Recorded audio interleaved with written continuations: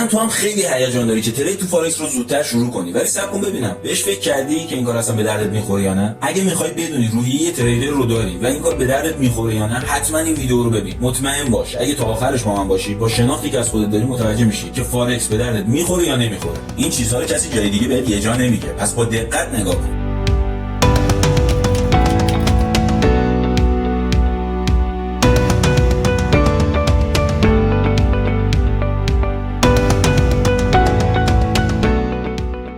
درود به همگی. تو ویدیو قبلی مهمترین تجربه‌های تریدرهای داخلی و خارجی راجع به کار توی فارکس رو براتون توضیح دادم. بعضی‌ها با توجه به همین تجربه‌ها متوجه میشن که اصلا این کار به دردشون میخوره یا نه، ولی بعضی هم هستن که هنوز برای ورود به فارکس دودلن، نمیدونن اصلا اون ذات تریدر شدن رو تو وجودشون دارن یا ندارن. تو این ویدیو چند تا نکته دیگه از زبون همین افراد میگم که بیشتر با این بازار آشنا بشی و ببینی واقعا دوست داری بری تو کار ترید یا دوست نداری. اگه می‌خوای بدونی که توی خودت یه تریدر داری یا نداری و این بازار به دردت میخوره یا نه، با من همراه باش. اول باید ببینی هدفت از این کار چیه. واسه چی می‌خوای وارد فارکس بشی؟ می‌خوای زندگیت رو به فارکس وابسته کنی یا اینکه به عنوان درآمد جانبی بهش نگاه کنی؟ طبق تجربه تریدرهای موفق، اگه هدفت از فارکس اینه که با یه سرمایه کم وارد بشی و در عرض 6 ماه میلیاردر بشی، کلاً قیدشو بزن. اگه می‌خوای واسه سرمایه اولیت وام بگیری، بعد با سود کار توی فارکس قسطاشو بدی، بازم بیخیالش شو. در کل حتی اگه وارد شدی، همونطور که قبلا گفتم، باید با سرمایه وارد بشی که اگه از دستش دادی لطمه‌ای به زندگی نزنه. شاید کسایی باشن که با همه سرمایه زندگیشون وارد شدن و میلیاردر هم شدن، ولی درصدشون خیلی کم و استثناءن. باید فارکس رو در کنار کاری که داری شروع کنی، بعدش که پیشرفت کردی و به یه اطمینانی از درآمدت رسیدی، میتونی از کارت بیای بیرون. پس اگه سرمایه اضافه نداری، به این کار فکر نکن. صبر کن تا بتونی اون سرمایه رو جور کنی. تجربه نشون داده کسایی که با کل سرمایه زندگیشون وارد این کار میشن، چون خیلی احساسی برخورد میکنن، به شدت ضرر میکنن و همونی که دارن هم از دست میدن. درسته که خیلی از ما با هدف پولدار شدن یه کاری مثل فارکس رو شروع میکنیم، ولی واسه شروع هر کاری موفق شدن توی اون مهمترین عامل علاقه است. تا الان با چیزایی که راجع به این بازار گفتم، باید فهمیده باشی که اصلا علاقه به این مدل کارا داری یا نداری. اینکه بری تحلیل‌ها رو یاد بگیری، بعدش بشینی پای کامپیوتر اونها رو پیاده کنی. بعضی اصلا مطالعه کردن این مدلی رو دوست ندارن، بعضی دوست ندارن با کامپیوتر نرم افزار کار کنن. همونطور که تو ویدیو قبلی هم توضیح دادم، تو این بازار اگه بخوای این کارو به یکی دیگه هم بسپاری، خیلی جالب نیست. اون سودی که خودت میتونی در بیاری، اونو نمیتونن بهت برسونن، چون کسی دلش واسه سرمایه‌گذاری نمیسوزه. اگه نمیخوای خودت کار کنی، که اصلا این ویدیوها به دردت نمیخوره. سرمایه‌ت رو بده یکی دیگه باش کار کنه، وقتت هم تلف نکن. ولی اگه میخوای خودت کار کنی، باید حتما تحلیل‌ها رو یاد بگیری. حتما باید کار با ابزارهای این کار مثل اندیکاتورها رو، نرم افزارها رو یاد بگیری تا بفهمی کدومش به دردت میخوره. بعدش بتونی استراتژی خودت رو طراحی کنی.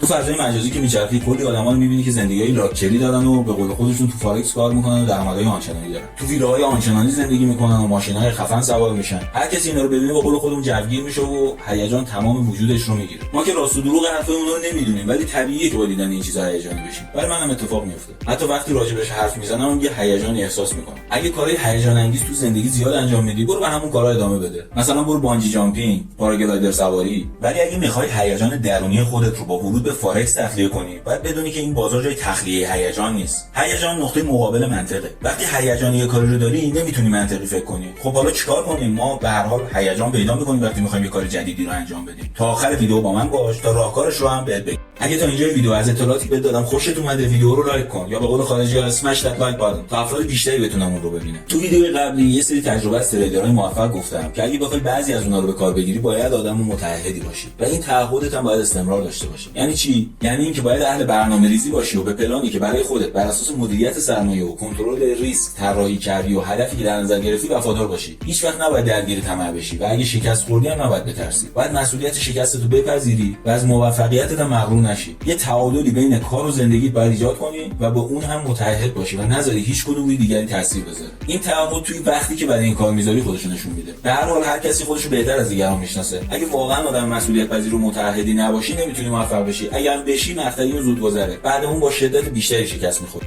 کسی که وارد بازار مالی میشه از لحاظ روانی باید آدم سفت و سختی باشه. تحمل ضرر کردن رو توی خودش بالا ببره. خودش رو برای ضرر کردن آماده کنه. از طرفی باید به خودش هم ایمان داشته باشه. اگه نتونی احساساتت رو کنترل کنی، تصمیماتت هم از کنترلت خارج میشن و چون توی ترید کردن باید در لحظه مناسب تصمیم مناسب بگیری، توی این کار ناتوان میشی و ضررهای پی در پی به روح و روانت هم آسیب میزنه. حتی میتونه زندگی شخصیت هم تحت تاثیر قرار بده. اگه آدم احساساتی هستی، یا اصلا باید قید این کارو بزنی یا باید رو خودت کار. در نهایت اگه بخوام خلاصه بگم، برای ورود به فارکس اول باید هدفت رو مشخص کنی. اگه اهداف غیر منطقی داری، باید اونها رو کنار بذاری. باید همین اول اینو به خودت بقبولونی که هر کسی نمیتونه تو این بازار موفق بشه. همه هم نمیتونن یاد بگیرن که باید چیکار کنن. پس احتمال شکست زیاده. از طرفی هم حداقل 3-4 سال طول میکشه تا به درآمد درست حسابی برسی. بعدش باید یه مقداری راجع به تحلیل ها و روش ها و استراتژی ها و ابزارهای این کار مطالعه کنی تا ببینی اصلا علاقه‌ای به تریدر شدن داری یا نداری. چون علاقه برای هر کاری اصل اوله و هیچ وقت با اجبار، حتی اگه اجبار خودخواسته هم باشه، نمیتونی نتیجه‌ای که دوست داری رو بگیری. اگه میخوای به هیجان درونیت برای این کار غلبه کنی، باید ورود به این بازار رو عقب بندازی تا بتونی منطقی فکر کنی. میتونی با ترید تو نسخه دمو اون هیجان کاذب رو کنترل کنی تا به مرور از بین بره، ولی باید حداقل 6 ماه رو اکانت دمو وقت بذاری. هرچند این اکانت هم بدیهای خودشو داره و مثل اکانت‌های ریل به زمان حساسیت نشون نمیده، ولی بهترین ابزار واسه تمرین. بعدش که ویژگی‌های شخصیتی و ذهنی واقعی خودشون رو بروز میدن، میتونی تشخیص بدی که آیا واقعا دوست داری تو این بازار کار کنی یا نه. اون موقع است که میتونی منطقی فکر کنی و با سرمایه واقعی کار کنی. پس باید به هدفت، برنامه‌ریزیت، استراتژی، تعادل بین کار و زندگیت متعهد باشی، مسئولیت همه کارات هم بپذیری. از لحاظ احساسی و روانی باید به خودت مسلط باشی. برای این کار میتونی کتابای مربوط به روانشناسی بازارهای مالی رو بخونی. با کار کردن رو اکانت دمو بذار ضرر کردن انقدر برات تکرار بشه که دیگه خودت سرزنش نکنی. این موضوعاتی که گفتم رو با خودت مرور کن، ببین چند چندی. ببین اصلا آدم این کار هستی یا نه، بعدش تصمیم بگیر که وارد این بازار بشی. اگه این ویژگی‌ها رو داری